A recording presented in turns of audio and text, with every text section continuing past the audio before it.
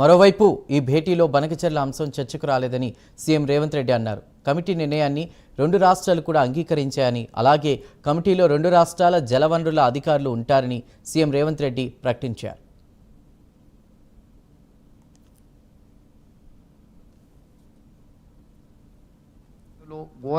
గోదావరి ఉపనదులకు సంబంధించిన నీటి కేటాయింపులు, ప్రాజెక్టుల నిర్మాణాలు, కొత్త ప్రాజెక్టుల అనుమతులు అన్నీ అక్కడి నుంచే చర్చ మొదలవుతాయి.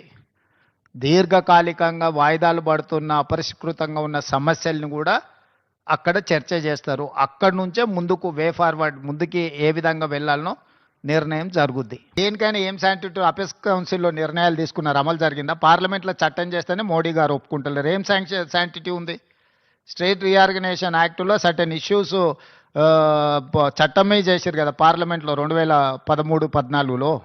2014లో చట్టం చేసిన వాటికే శాంటిటీ లేదు. దానికి ఇంకా అట్లా అనుమానించుకుంటూ పోతే ఏ అంశాలు పరిష్కారం కావు. ఏమైందే నీకు? ఈ రోజు జరిగింది ఇదే. నువ్వు ఏందేందో కొత్త కనుక్కొని వచ్చి ఈ రోజు 4 అంశాలు పరిష్కారం జరిగినాయి కదా. వాళ్ళిద్దరు కలిసి చేసినది ఏ ఒక్కటి పరిష్కారం జరగలేదు కదా. టెలిమెట్ పెట్టలేకపోయారు, ఆఫీసులు ఎక్కడ నిర్వహించాలనో నిర్ణయించుకోలేకపోయారు, లేకపోతే శ్రీశైలం ప్రాజెక్టులో రిపేర్స్ గురించి చర్చ జరగలేదు. ఇవన్నీ వాయిదాలు పడుతూనే వస్తున్నాయి కదా. ఈరోజు వీటికి పరిష్కారం దొరికింది కదా. మిగతా సమస్యలకు కూడా ఏ విధంగా ముందుకెళ్లాలనో ఒక దారి అయితే వచ్చింది కదా.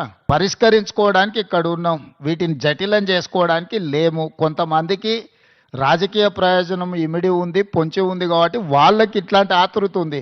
ఇది ఎట్లయినా చెడిపోతే బాగుండు, వీళ్ళు కలుసుకోకుంటే బాగుండు, వీళ్ళు కొట్టుకుంటే బాగుండు, దాంతో మేము రాజకీయంగా బతికొస్తామని ఆ పక్కన కొందరు ఈ పక్కన కొందరు ఎదురు చూస్తున్నారు. వాళ్ళని ఏం చేస్తాం? జాలి పడతాం.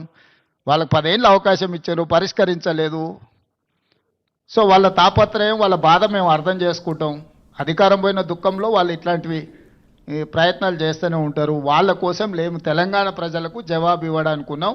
పరిపాలన ఏ విధంగా చేయాలనో మాకు తెలుసు, సమస్యలను ఎలా పరిష్కరించాలో మాకు అవగాహన ఉంది. వివాదాలు చెలరేగకుండా సమస్యలకు శాశ్వత పరిష్కారం చూపించడమే మా బాధ్యత. ధన్యవాదాలు.